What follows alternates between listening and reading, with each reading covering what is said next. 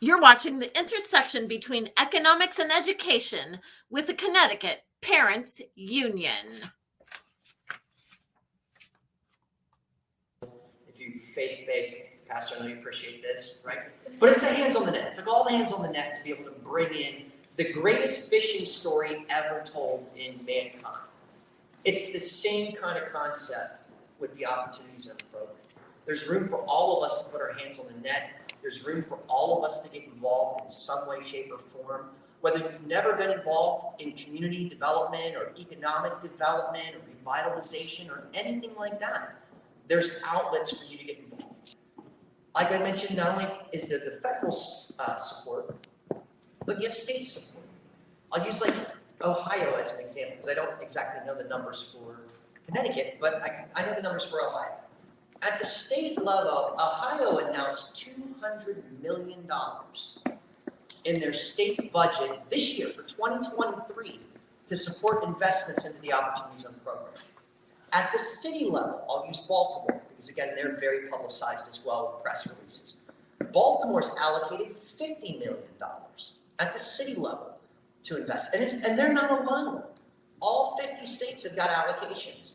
Most cities, most townships, most municipalities that have opportunity zones are looking for ways to support the program, whether that's additional incentive dollars, whether that's reduced sales taxes for businesses, reduced property taxes for developments, deferred taxation, TIF money, enhanced zoning, expedited zoning.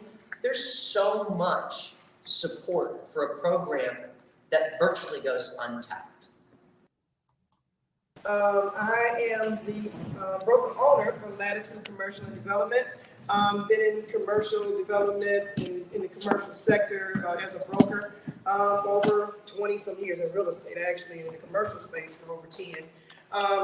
What I'm also a part of is the National Center for Public Policy and Research, where in DC, where we deal with, I am an ambassador for Project 21, where we deal with legislature involving, from every aspect of, the community's lives, or, as far as through anything with government. My piece is more with real estate and what we're doing as far as affordable housing and things like that we're dealing with in the country as overall. So opportunity zones, what David and I are doing, and some others, and Lance, and what we're doing is actually part of that legislature. So we're pushing that because that's going to be helping to enhance communities as a whole. And also, I am a part of our GOZ fund. I just became a part of their fund. It just new. And then also, I am a student graduate of David, who is with Opportunity Zones. OZ Easy Do It. So I'm excited to be here on the panel with my mentor and graduate of him, and I'm also here to be with these other great gentlemen, Lance and them, and to learn a lot more, to bring more into the communities. There we go. Hi everyone, my name's Mike O'Mara. I am president of a company called Ozone Capital Markets, and my background is in commercial real estate for the better part of my career. I was involved in investment sales and a lot of what is known as 1031 exchange work. And when the Jobs Act came out and the formation of the Opportunity Zone program and the phrase capital gain deferral was in there, I was just very curious what was that. And so I started to become a student of the game to learn it, and I joined an organization called Smart Growth America, Locus, which was one of the first bodies out there that was going around the country really promoting this tax incentive program.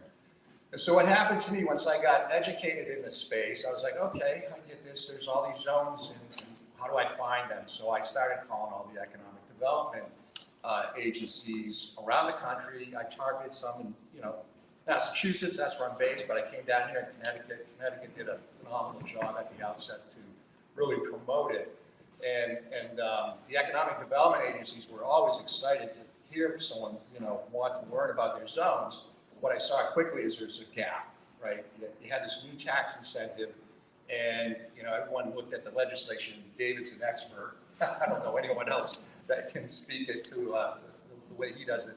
But they really didn't know how to leverage it and help the private sector. And I think that's the biggest gap that I still see today is the education out there and educating the private sector, and really how it works. And so what we do is I work with sponsors and economic development agencies and developers around the country that from soup to nuts, that they need to be informed and help with the structure. We can help them do that, refer them over to other companies, and David as well. And then we get to a point where, there's a phrase out there that the opportunity zones don't make all deals pencil, right? It's the top layer of the capital stack. So the deal has to fundamentally work on the economic standpoint. So we try to help them get there. And then once we get to that point, the key is how do you find that capital gain investor that wants to deploy into these projects, whether it's businesses or real estate, which we work on both around the country. So my company is aligned with a broker-dealer that is focused on, because it's a securities issue, to raise the OZ equity into these projects. They will take and interview the sponsors with the investors and go through this whole process to get to a point where an investor wants to write a check for the fund, the QOF or the QOZB, to park their capital gain in this vehicle here. So that's a little bit about what I do. I'm a real big networker and connector. I'm excited to be here and hopefully be a resource post-show and going forward. Oh yeah, your family now. You already know that. So David's amazing. So we're gonna pass it to the next gentleman. So we already know David's like, okay. Oh, is it okay? I'm working on it. Teamwork. I got my ticket on. So every time I move, I burn it out. So it's okay. That goes. You good? So make sure you can hear. Is it on? You hear? Okay. No, nope. Oh, well, then we'll Here it is. Oh, wrong. Oh, there it goes. Talk about just cut the mic on. We ain't gonna say that. Hey everybody, my name is Lance Grove. I'm the Chief Executive Officer of a company called Grove 1031. We specialize in 1031 exchange specifically. But when Opportunity Zone came out, it was like an alternative that we provide our clients.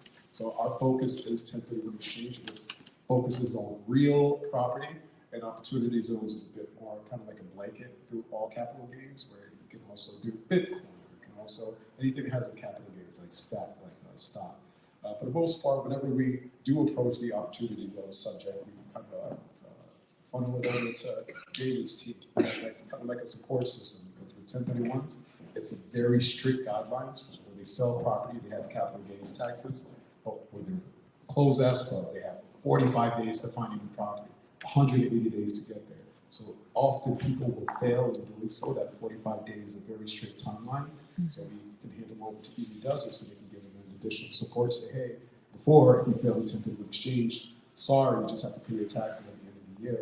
But now we can say, or you can go over to opportunity zones. So we take kind of a big pride in trying to just act as an educational system, because there's not a lot of people that look like me in my space. And often when I go to speak, I just kind of have to educate people. On the outside, I know it may look complicated and this and that. On the inside, the truth is, it's a thing built for people to make money, no matter who you are. So people always say like 1031s is a tax loophole for the rich, and I have to tell them no, it's a tax loophole for the informed. Yeah. So you need to have $1 million bucks to exchange. You can have whatever, 50,000, 20,000, who cares? If you have profit and you do not want to pay taxes on those profit, utilize the 1031 exchange. The Opportunity Zone does the same thing except on steroids.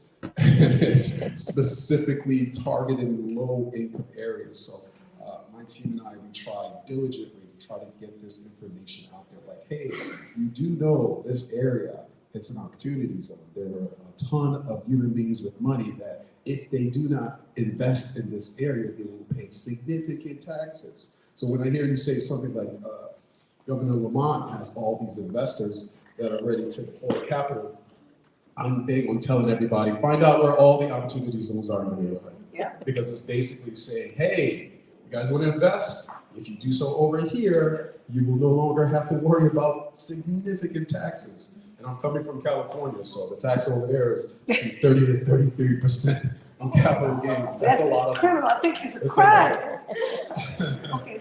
So continue to do your best, everyone, to educate yourself about these things, because I know it may seem complicated from the outside, but living and breathing it with David, I promise you, it's just, we're shocked every single time. Me personally, before I really got into my field, I just graduated law school, I didn't know anything. Right now, I probably own 19 properties with my name on it, just holding, buying, and when I sell, I make sure that I hold on to all my profit and I don't just cough it up. So take you guys' time, understand this thing, and buy land. I'm biased to real property. David does everything, stock, business. I'm just real estate, that's what I do, so that's me. Thank you so much. And Mr. Jonathan? I had to ask, did I join the right panel? Yeah, you did. I'm going to bring you Okay. on the panel because you're talking I about what's just going saw on. it up here and came up, I was like, I'll sit next to that. Yes, my name is Jonathan Roth with the Connecticut Project. I'll give you a little background on what the Connecticut Project is. It's a nonprofit organization. It's only been in existence for a little over a year. It was founded by Stephen and Susan Mendel, who really wanted to see some system changes in Connecticut. So they've established this nonprofit to help convene folks, do some advocacy work, and fund good programs, good projects throughout the state. I go to the Connecticut Project for about 3 weeks, so I'm brand new, and my focus is on housing and community development. The other hat I wear, and I think the reason why I was asked to come on the panel is I'm also a board member of a neighborhood revitalization zone. The NRZs were established by state statute some decades ago, and they're essentially neighborhood groups. You'll find them throughout the state. They're generally, or almost all of them, in our urban centers. They're initially funded by the state. There's money involved, and they're neighborhood oriented, and the initial task was to try to fight flooding. So you'll find them in communities that have historically been disinvested in. The neighborhood I live in is in the South Downtown neighborhood in the city of Hartford. Since funds have run out at the state level, the NRZ really acts as a voice for neighborhood residents. In fact, at least in the city of Hartford, I'm sure it's the same here in Haven, maybe in Bridgeport and other cities that have NRZs. NRZs are where, for example, developers will come to vet ideas, to ask folks for support. Most of our planning and zoning departments, the planning and zoning department, the zoning board of appeals in the city, always ask for an NRZ letter and support. NRZs can also ask for development changes. This happened even in my neighborhood where a gas station was going to be built, just again in South Downtown. Residents weren't too keen on seeing another gas station being built, but the zoning, they had the zoning for it, so we couldn't do much about it. But the NRZ did say, look, we would like to see not just a convenience store with a gas station, we would like to see a little grocery store, we would like to see apartments being built, affordable apartments being built above the convenience store. They did that. So NRZs are a powerful voice and are a great avenue to understand what's happening in your community and really help drive investment, at least at the community level. So it is a voice of residents. Prior to joining the Connecticut Project, I worked for the Connecticut Housing Finance Authority, and by state ethics laws, I have to say I cannot represent them, at least for, because they don't no longer work there. I could speak on behalf of them, but I did spend 11 years there working on affordable housing, mostly in policy work, and working with lenders and community development financial institutions, which do a lot of lending and investing in our neighborhoods, particularly those that are OZ zones. So glad to hear. Thanks. So thank you. Hold on. 5-year-old, he's my baby as far as I'm concerned. He even took his nickels, bought a property, wants to create transitional housing, and he needs resources. It's better to give him $500,000 to rehab than those kids have nothing to do, and then they go be stealing your catalytic converter. Did you hear that the hearse couldn't drive and someone stole the catalytic converter out of hearse? We know we got to do better, ladies and gentlemen. Yeah. I'm saying what y'all don't want to say. But I'm saying it because I'm a senior citizen, and tell me I want these kids to know I love them, and I want them to help build my house and not rob it. Y'all don't want to say it, but I'm saying it, right? I tell my kids that too. I'm equal opportunity in what I say. So that's why we here. Look at that HUD, FAA regulation, all that. We don't know none of that. Okay, I digress. Now, my last question. And it's last, because then we got out. I'm looking forward to the workforce jobs. I need folks to know there are jobs out here. And we have to help get our kids wake up in the morning because them PlayStation keep them up all night. And I got a story for that too. But with that being said, how can those who are looking to support the educational elements, right? We have attendance issues in Connecticut, right? A lot of programs, your flagship program where these kids used to get off the street, be able to do stuff, you know what I mean? Those things, because of the pandemic, shut down. So now they have these mental health issues, they've been isolated so long. Like anyone isolated, you know what I mean? A little bit. Adults too.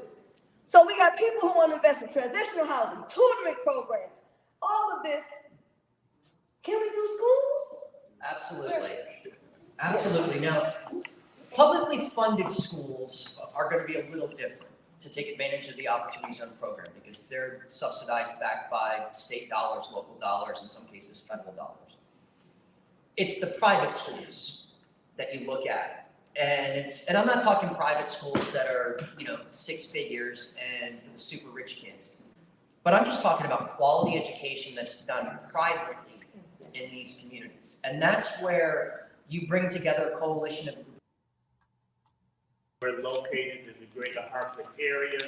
We provide support to the greater Hartford 37 town and region of the North Central region of Connecticut. I will note we are one of 5 workforce boards in the state of Connecticut.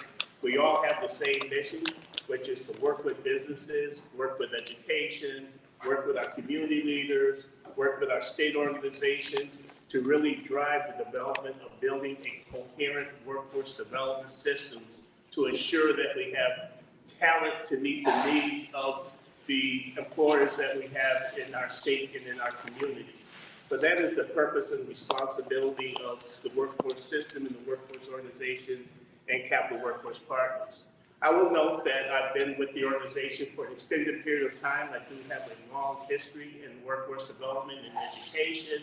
And really what I want to do this afternoon is really to address 2 things. As Gwen mentioned earlier on, we have challenges with the fact that young people in our communities really don't have access or are not competitive for jobs that do exist. I will say categorically, there are large numbers of jobs available, good paying jobs, jobs that provide opportunities for individuals to achieve a level of self-sufficiency, jobs that provide opportunities for career mobility. So there is a tremendous number of jobs right now. Employers are really looking for people more than people are looking for jobs. So that is the environment we're in. What I'd like to speak to are 2 things. One, to give you an overview of the workforce system in Connecticut. But with that, to also answer the question that Whitney mentioned earlier, that we have this opportunity where our young people are either going to be prepared to be taxpayers or they're going to be a burden to our tax system. And more critically, this notion that our young people are more primed to go to jail than to have a good paying job. And that concerns me, and I think it concerns us all, and really why I made it a point to really have this conversation because I'm in this space, and I really want to, talk in terms of what's going on, but more importantly, make some suggestions in terms of how we can, as our community members, to really intervene and give guidance to this process. So I'll start with a couple of things. First, as a workforce development organization, we work very closely with the Office of Workforce Strategies. This is a new entity. It was created by Governor Lamont 3 years ago. Within that, Governor Lamont also created this group called the Governor's Workforce Council. They, over the course of the last 2 years, built a very comprehensive plan for how we're going to really improve the workforce development system in Connecticut. In addition to that, Governor Lamont did commit $100 million of ARRP funds to support this initiative. So we have $100 million that are flowing through organizations such as myself to provide short-term training and job placement in a variety of occupational areas. And those occupational areas are healthcare, So we formed partnerships with our healthcare providers to support their needs. We also have built partnerships with manufacturers in our state to support their needs. IT employers have also come to the table to really work with us to identify what their critical needs are, as well as the green jobs community, transportation, distribution, and logistics, and construction. So when we think about this tremendous array of job opportunities, there's a tremendous amount of training dollars on the table to support the training and placement of individuals onto these career paths. To get access to this training, and you may have seen commercials on TV where the state is promoting this notion of Career Connects. All of this programming is being delivered through a vehicle, through an initiative called the Career Connects Initiative.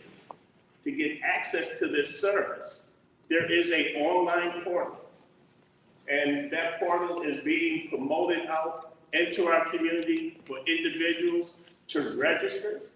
Once you register in that portal, it connects you with staff from the America's Job Center system, the system that I manage, as well as my counterparts manage.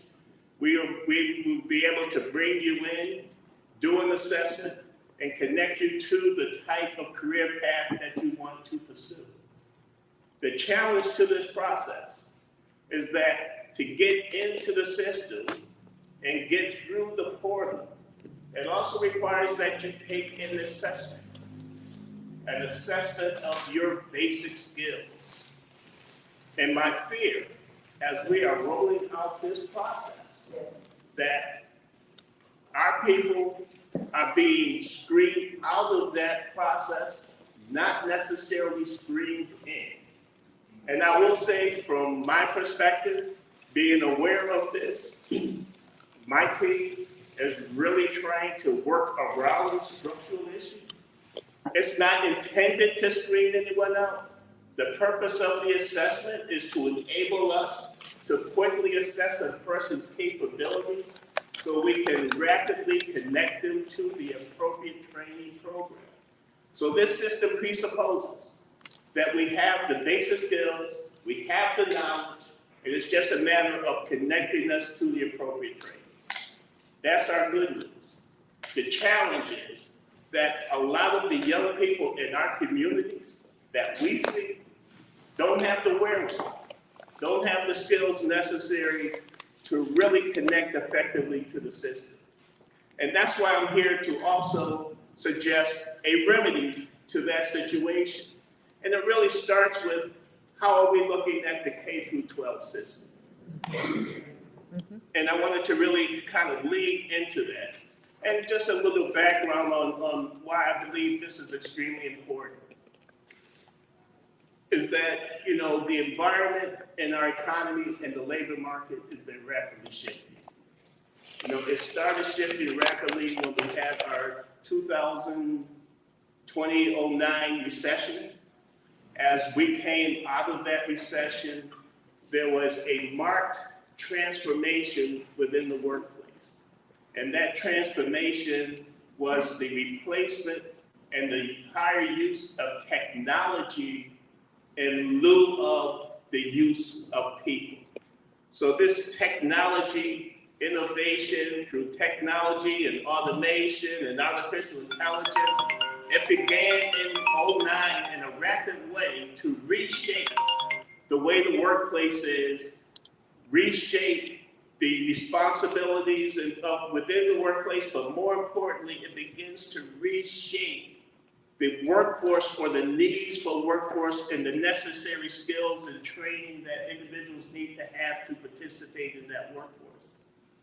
I would note that since 2009, this shift has also, as a result of the pandemic, has also escalated itself to the point where individual employers are now looking for skills to drive and support their needs. So I wanted to just kind of speak to this skills-based economy and how can we best prepare our young people for this skills-based economy. And as I think about the education system, I do want to be clear that, I fully support, the work that's going on in the legislature now. There was a hearing last week on the ECS, and there's a lot of, support for full funding to the ECS. I fully support that. In fact, as an organization, we have signed on as an advocate with the Finance Project to really support and advocate for full funding for our educational system. So at a minimum, that is extremely important, that we need to ensure that our schools are properly resourced. We need to ensure our schools are safe. We need to ensure that there is a diversity, equity, inclusion, and access focus as we drive and build learner supports around academic support for our young people. We also need to ensure that they have appropriate navigational supports, career counseling, career development supports, as well as social emotional supports, particularly around, behavioral health supports and supports around trauma-informed care. These issues and these needs are all important if we're going to have a functioning educational system. We also need to ensure that we are properly building a pipeline to support the recruitment of high-quality candidates to become teachers. All of this work is extremely important. But as I look at the outcome, it's not enough. And the reason why I say it's not enough is because individuals who go from high school to college, the data clearly says that 1 in 4 individuals never get past their first year of college. So we do a lot, we prepare, we build a paradigm that if you want to be successful, you got to go to college, but yet only, 1 in 4 never gets past their first year. So I believe, and a number of us believe, that we really have to do more to support and enhance our educational process if we truly want it to be responsive to our young people generally. But I would also say it needs to be responsive to the young people within our community specifically. So as I think about this issue, it really raises the notion of how are we preparing our young people, not just for college, but for careers? And how are we preparing them for college and careers with this rapidly changing economic environment and the structural changes that I noted that are going on in our economy? There's a couple of points I'd just like to note. First, the shelf life for technical skills is decreasing in prominence, and essential skills are increasing in relevance. I want you to, hear that point because it's very important. Technical skill sets are decreasing, and the prominence of essential skills is increasing. Can you give an example of technical? Right, technical skills is a industry recognized certification. So you get a certification in IT, you get a certification in manufacturing. We used to believe you get a certification, you're good. Don't have to worry about nothing other than that. Life will take care of itself. Now the data is saying it's not that important because 50% of all employers that have been surveyed note that they're going to need to continue to transform and reskill their workforce potentially every 5 years. So it's not a static process. It's not a static process. And today's workers, in addition to having the technical skills, must have the essential skills, which we have identified as being creative, being collaborative, being a good communicator, being innovative, and being able to apply self-management. These are becoming essential skills necessary for not just survival in the workplace, but I would say survival in life, whether it's in the workplace or in college or wherever. These are becoming the essential skills. So it's really important for us to think about how do we support the development and acquisition of these skills while young people are in high school. And I want to speak about a strategy to do that. So as we think about the essential skills and the technical skills dynamic, as I've mentioned, there is increased focus on the needs for skills and certifications and credentials. And as I mentioned, we talk to a lot of employers. Right now, my organization is hosting an employer partnership of IT employers. We're hosting a partnership, and this is around 40 to 50 of the largest IT companies in our state. And they're working with us because they are also saying that skills are becoming increasingly more important than education. And we're working with them around this notion of skills-based hiring, where they're hiring based not on your educational background, but the skills that have been certified and validated. And as we do this work, the data also is clear that as employers are hiring for skills, the skills matrix is 5 times more predictive of an individual's success on a job than their education. So as much as we support education, the acquisition of both the hard skills and the acquisition of the essential skills is becoming increasingly the variable that defines success within the labor market.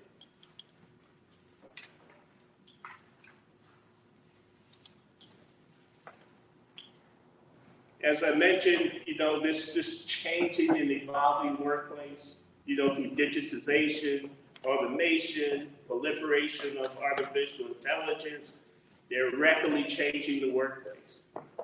So as we see this automation is either a tool or it's a threat.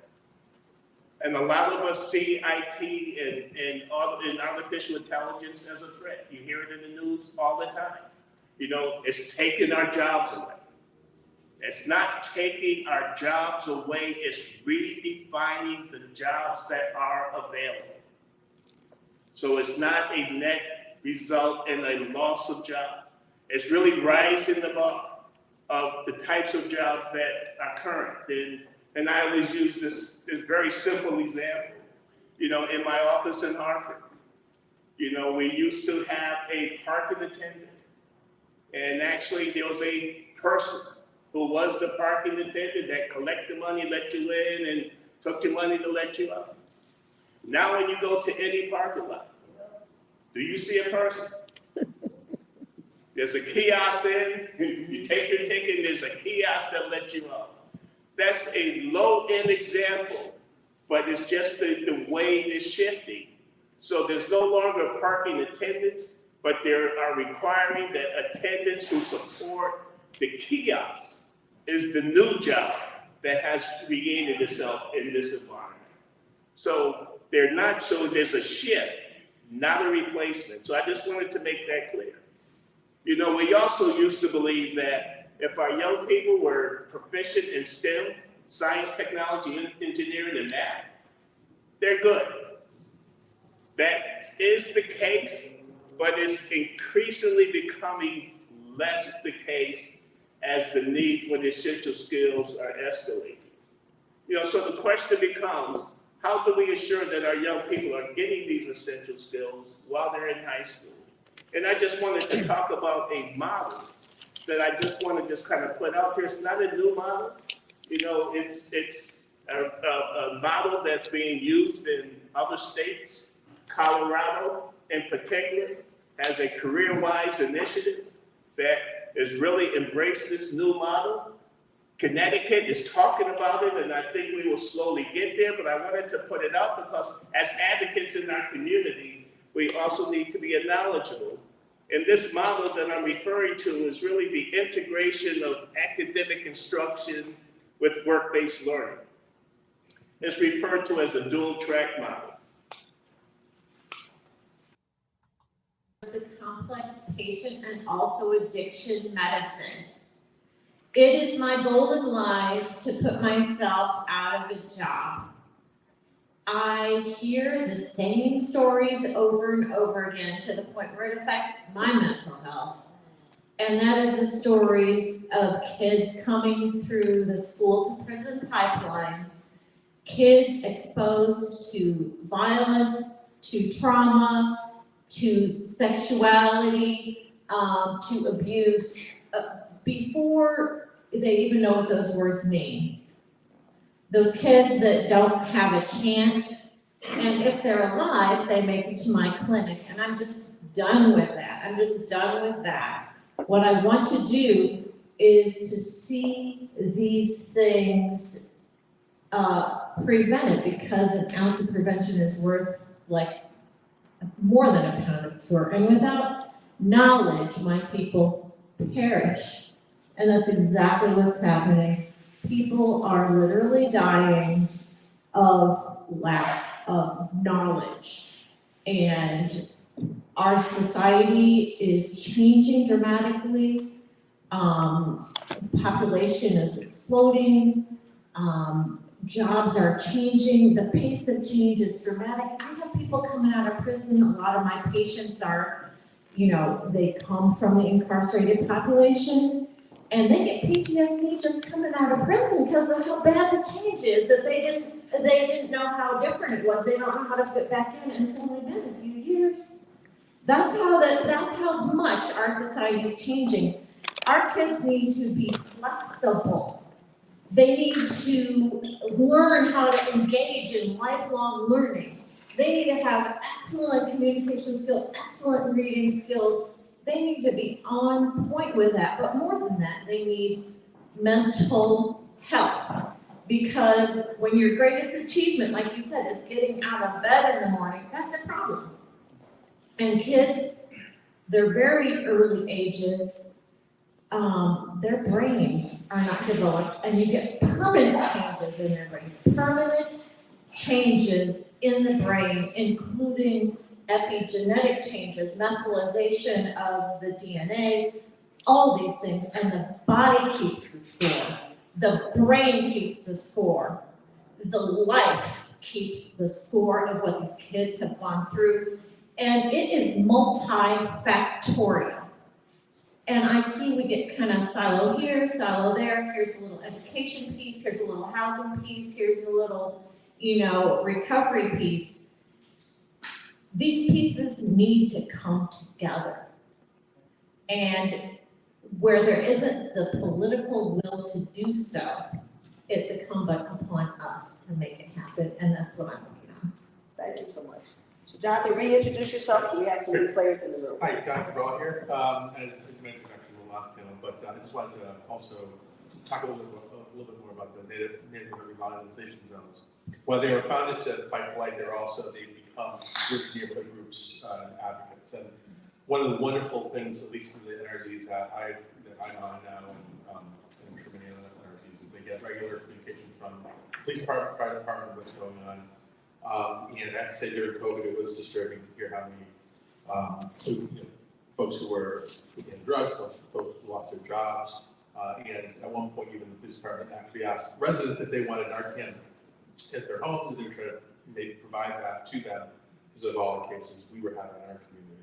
So it's important to really understand neighborhoods and how they're impacted not only by stuff like that, but job loss of folks who really, because they don't have a job, because they've been incarcerated, have no housing options, and turn to things that would make their lives worse or even end their lives. So that was it. Thank you so much. Hi, my name is Barbara Walker. I'm a retired probation officer. I used to be a health officer. Exactly what you're talking about. I retired and I started. My husband and I started an organization called Believe in Me Empowerment Corporation about 20 years ago. And so I just started working with him, and he can tell you a little bit more about what we do. Basically, we started off with 6 clients and with a food bank for our reentry program. Then we opened a food bank to the community. Since then, we worked with Central University program for children of incarcerated parents. We ran that for 3 years. We did a mentoring program, now we switched over to adults. We run transitional housing for formerly incarcerated individuals, people coming from the community who fits that criteria. We also got into somewhat development and building. 2 years ago, we took a building that was empty for 35 years, was leaning sideways. We was able to put it back together in the New Hall community. Now there's a small school there on the first floor, and we're gonna make the second and third floor for offices. What else? We never closed during COVID. We did several drive-by food banks with local churches in our community, like Berwick, Mount Airy, and St. Matthew. So we're about the community, working with the community. Our doors is always open. We don't turn people away. Thank you so much for that. And the reason why this panel matters, right? Because Rep. Porter says this very well. The people closest to the problem are the ones with the solutions. Because you talk about the problem, but we live the problem. So I find it amazing that the people who have the most to say are the ones that are near our problems. And the reason why I asked this particular entity, I just met Ms. Barbara Walker like a week ago, because when I learned that there's $1.2 million grant out here, or just grants in general, right, that people on the ground that are literally doing the work are having trouble accessing these grants. Now, it doesn't mean they don't have other programs that can't meet the need, but trust me, there's enough failure and poverty to go around right now. And the pandemic didn't help that. And until we recognize these new norms, we are going to try to apply pre-pandemic solutions to a post-pandemic landscape. The math will never work. Oh, okay. When I think of reimagining transition housing, you have guys coming in and the state say, well, you can stay 3 to 6 months. But for somebody that don't have addiction problems, I can go somewhere to stay in 3 to 6 months. So we decided to put in for 24 SRO units. What are SROs? Sorry, single room occupancy. They're like efficiency. So our goal was to have the guys from our building, or anybody, be transitioned into the SRO. They can stay here, get themselves together. We want to buy a rent, maybe have a manager, financial literacy person. My goal is to buy back the block. So in doing so, you stabilize the population, you stabilize the community, and therefore your community is safe. And people who live in this community all their lives are not pushed out. And it just seems like when the big dollars come, we get cut out. And then they take our proposals. Give you a good example. We put in for an RFP, spent $10,000. We got all the way to the end.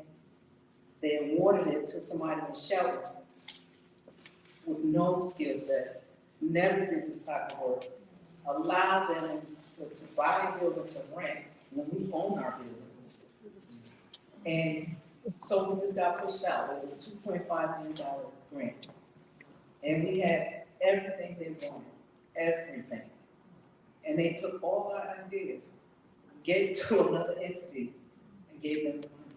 So that's where we're at. But not only that, before that, we was awarded the grant when it was 1.3 million. But during the negotiations, they said, well, we're just gonna put it back out there for somebody else to bid on it. But it's a better chance for you to bid. We're gonna add more beds and we have a better shot at it next time around. So that's what happened. But I'm used to going through challenges and obstacles. So what I'm saying, it seems like the playing field is fair, but once you get in it, it might not be fair, but we just can't give up. We just gotta keep pushing it ahead. And so I appreciate that. And that's why I wanted to share their story. Because I'm sure this is not the only story, right? And the reason why it matters, because we got 50 million about to go to youth. Those reentry folks, you think they're not parents? You think they don't have children? And so how do we ensure that those who are in the ground on the community know Miss Susie, know little Johnny? You get a Pastor Cotton and say, little Johnny, you got 2 seconds to get over here, right? Because he's not going to just tell you to not do something. He's going to give you a tool, going to give you access. He said, come here, let's talk to you, young man. There's some summer jobs coming. Let me help you. Right? So the people who are closer to the problem, who are closer to the people, know the solutions. And so that's why we as taxpayers, as voters, must hold, and I don't care what party you are. I'm in the human race party, so I might as well throw that out there to you right now. I'm a big fan of humanity. Don't come at me with your political rhetoric. Don't come at me with your ideologies. We are all human beings. We are in this together. And either, again, like I'm going to say, we either got taxpayers on the table or tax burdens. And until we want to face them two realities, then we're going to keep having these conversations. And I, for one, my knees are creaking. I can't get around like that. I park way across the street, barely could get here. So yeah, I'm just working on, helping our young people. God, what the hell? Happened to the economy. He said, sorry, I'm a Stanford parent, and I met you before school opened. We had to actually go to the state capital economy. He said, economy. He won't admit it. He said, yeah, we had to speak. I said, I want to speak, because I've never done it before. I just had a dream. I wanted a better education from a 4-year-old, and I knew what I've seen was not to my liking. So I was, you just want to dream. You don't know how to get it. So I met Q with his big old eyes and a big old smile, and he acted like he knew me. He said, hi, sis. And he saw my baby. He said, yeah, she'd be great in our school. I was like, what school you got? And he said, Stanford Charter School for Excellence. He sold me with school. I was like, yeah, I want it. He said, but first, you have to go in Southern Education Appropriation Committee. I'm like, what is that? That you want it. I'm like, well, why would they care about me? He said, I said, I don't have no money. I don't have a job. All I have is this baby. What can I do? He said, you can let them people a voice and you can tell them your story. So I said, how about I write it? And he said, you can write it. So he called me. So I went to the state capitol, and I'm thinking, I'm going to hand someone my written letter. And then he said, just sign your name. He said, are you going to be 57, and you want to say, you're going to read your testimony? I'm like, what, read? And then so I read it. And I was so scared. But something overcame me. I love my daughter more than my fear. So, I never got scared again. I always went to the Capitol. I even tell students it's coming. And I argued with him. I debated with him until I'm not scared. And then he introduced me to Gwen. After he became a state rep, he couldn't do this so much. And he was like, yeah, somebody I want you to meet. And I was in a real low point. I was depressed. And he knew I needed her. I met her, and she was powerful. And I've changed my life. I'm not scared. I come, if I'm not prepared, I'm my prettiest. I show up and I show out. And I will always be a member of the CT Parent Union, and I thank you so much for it. And I rest in peace, Q, because he was one of those representatives that didn't care how you looked. He didn't care what your problem was. He wanted to find a solution. Yes. And that's what kind of leaders we need. And I support Gwen. She can run for governor. She don't know. But I'm gonna keep badgering you. We need you. And you're my mentor. And I just love you. I can see that coming.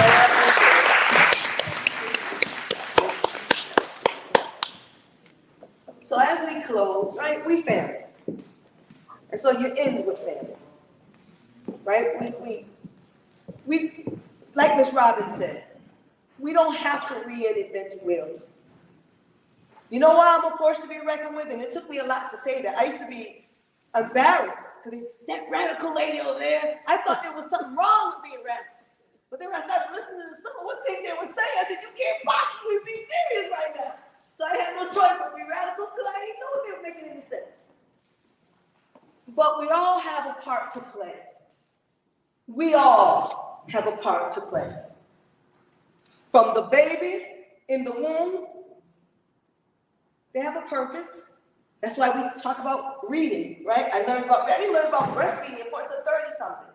30-something. So I say it's never too late. We're talented human beings, but children need us to step up like never before. That doesn't mean you can't hold them accountable for their behaviors. You can hold someone accountable and still teach them. I'll say it again. You can hold someone accountable and still teach. But when I got moms and children competing for the same McDonald's jobs, we're in a crisis. That's, listen to Brother Alex, we didn't have because there are jobs. And the employers are telling us what they want. Can you imagine somebody telling you what they need to hire you? And then we're asking, what do they need? But they're telling us what they need. And most importantly, our babies need to be on our games. And to every parent listening, doesn't mean you're perfect, doesn't mean you're not dealing with domestic violence, substance abuse, or anything else. But you reach out to the help you need to protect your babies. Because these gangs, these predators, and these bad people want them, and they want them bad. We gotta work with law enforcement. Yes, there are things going on with police brutality, I get it. But none of y'all won't go chase the robbers, let's just keep it real. None of us ain't gonna go put the fire out for our firemen, so we need to support those that are first responders and protecting us. But at the end of the day, no matter what role you are in, from a parent to a police, accountability. Lawmakers, accountability. Elected officials, accountability. Presidents and CEOs, accountability. Parents, accountability. Personal responsibility. You are responsible for you. I am responsible for me. If we work together, we make changes. We work silos, this is what we get. And so, in closing, I'm going to bring my sister Belinda up, and we were just laughing, me and Maria, because I remember being unemployed forever, like forever. Went back to college at 33. 2003, got my bachelor's. At 2006, I never forget. They're like, "Oh, you got your bachelor's? Why did you get it?" I said, "Because y'all said I needed to have it." I thought I was very smart. And then I started working for Connecticut Parent Power, which was my first employment after a long time. And I became this force to be reckoned with. And I met Miss Belinda. That's how long ago, 15 years. So she's gonna close us out with prayer. But before I say that, does anyone have any last remarks? Anything? Just give me one word answer. How was this event? Tell me about it. Just tell me real quick. Go around the room. Say part. Informative. Give me something, Barbara. Looking forward to some of that money that they say I'm gonna get. All right, we're gonna find it. Sir. Empowered, I take it. Miss Belinda. Powerful, I take that. Encouraging. Encouraging, that's what I'm saying. Miss Maria. Awesome. Guess what? You see that beautiful lady there? She's 78, y'all. Look over there. Oh, wow. I'm about to go home and go to sleep now because you got to look. You must go to bed early. You look like that. 78. Okay. Mr. Alex, what about the meeting? It was great. Thank you so much. Young man, are you his assistant? Are you his assistant? She holds it down. I know. No. Okay. Okay, Dave. Oh, okay. How was the meeting? How was the meeting? Eye-opening? Very much. Miss Robin. Oh, this is amazing. Okay, I take amazing all day. Sir in the back. Inspired. Inspiring. I got you. I only got your card too. All right, young man. Encouraging? Yes, sir. All right, that's I call my second son, Mr. Gonzalez. Investing, we got to get him some money. This round is going out there. This one is hopeful, Mr. Tony. All right, Mr. Jonathan. Encouraging. We're on our way. Young lady, you got it. Okay, say it again, sir. Okay, yes, that's what we got. We're gonna write our own book. The day of life of 215. Okay, that's the day we have the event. All right, so I don't see David, but again, and let's give a round of applause to our caterers and stuff in the back. That lady happy. She's like, this embarrassed me. Oh, low battery. So everyone Have a safe one. Enjoy the remainder of your day. I have all your contact